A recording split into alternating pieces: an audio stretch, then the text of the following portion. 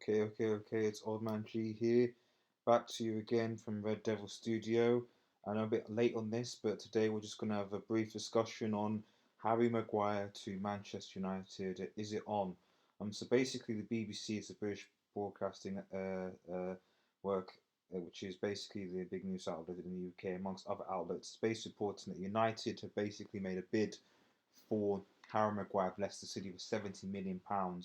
Although I think Leicester City saw his valuation of Harry Maguire, I think in excess of 80 million. Um, so that has been what's been reported in the main news of the day. So really, I think for this episode, I guess I want to discuss well a few things. I think firstly, is he even worth 70 million? Two, should we bid more, considering that there's a very good chance that this bid will be rejected? And three, should we be looking at other centre backs? Okay, so the first thing is Harry Maguire for £70 million? Um, it's difficult, really, because I guess when you consider that Van Dijk went for 73 million, I think that they're about to Liverpool, and while I'm aware that the market has been inflated because the amount of top quality centre backs, not only in the Premier League but in Europe and the world, is sort of dwindled, and beggars can't be choosers. That said, I just feel that if we're really going to spend big, and I think 73 million is a big spend, um, we might as well get a very good centre back. And for me, if it's exceeding 80 million pounds, then to be honest, especially if, say, for example, someone like Kalidou Koulibaly is 95 or even 100, I just don't see the. I mean, okay, you could argue that Harry Maguire is younger, but let's be honest. You know, he's 26. If we sign him now on such a big wage, there's very little chance that we'd be able to offload him, given how high his wages are going to be, knowing Manchester United. And so, if he does become a flop, suddenly you've got a player, another player yet again, who's at Manchester United, who was signed for a high fee, who's on high wages, and we basically can't move on. I'd rather sign someone for if you use that for a 3 year contract maybe that's tried and true, that can solidify that centre back thing for a bit, whilst we allow players like, for example, Axel Tuanzebe, as opposed to before, to sort of develop and then maybe step up when he's ready. Um, but I just it won't be the end of the world because at the end of the day, Harry Maguire, frankly, is better than Chris Smalling and than Phil Jones. I think that's just a fact. And if they can break up, he can make partnership with Lindelof. Great. And we've certainly got a lot of solidity. But I just think that there are other options out there, and we need to investigate that. And I think that given the fact that it's unlikely that Leicester are going to let Maguire go for any less than £80 million, why are we pigeonholed towards Harry Maguire? Is it again because he's British? Is there something of this sort of British agenda where we have to sign young and up and coming British talent and no European or foreign talent? I think that's dangerous. And while I'm not saying that British talent is bad, I do think that we need to expand. So that's the first point. Um, Mostly about the first one anyway.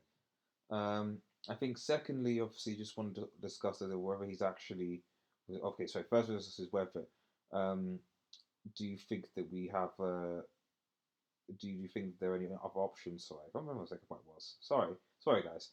Um, so yeah, I do. I personally think that we need to look at other options as well, not just Harry Maguire. I said Koulibaly has always been the top of my choice.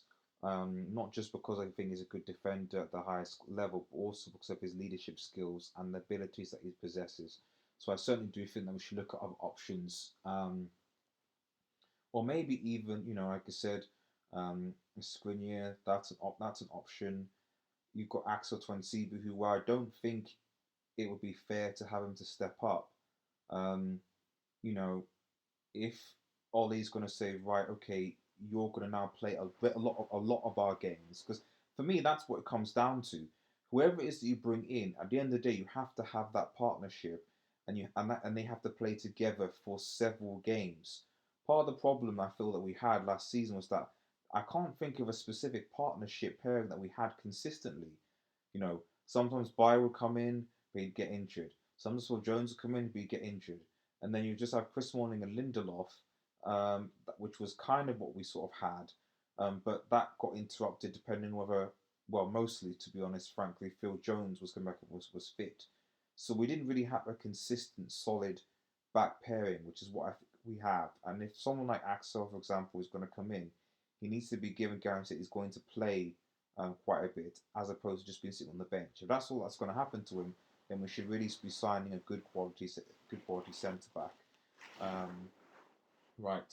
Um, so yeah, I guess in summary so far, obviously I think we need a centre back. I don't think Harry Maguire is worth 70 million, and frankly, we're not going to get him for any less than 80 million anyway. I think. I do think we should look at other options. Um, and I guess the last point, I've changed my points here. 'Cause what I initially said was, um, do you guys, I guess, think that signing centre back is a priority? You know, this season, because so far we signed a right back, we signed obviously a winger, and there's rumours that we're going to sign Bruno Fernandes, and I will post more videos regarding Bruno Fernandes at a later point, especially if we're actually close to negotiating a deal, which the impression I'm getting is that we're not really. Um, is signing centre back a priority, given the fact that we already have obviously Lindelof, Smalling, Bailly, have Rojo who can play there as well. So you already have about four centre backs really. And it doesn't look like we're going to offload any one of them. In fact, obviously Smalling and Jones have got new contracts. Rojo, don't know what's happening to him. And Bailly, well, I don't think he's in favour. Maybe the club wants to offload him. I'm not sure who to yet, but that could maybe pave the way. But is it a priority getting a centre back? Yes, I think it's a priority. I think it's one of our major priorities, I think. But like I said, I think one of the big things, whatever happens next season, is the consistency. I think that is the big thing. Yes, we can sign another centre back and be commanding and regular. I think that's important. But there needs to be consistency in the back and playing together, developing that partnership. If you don't have that, it's going to take a lot longer for that to actually gel. I think that's a big problem.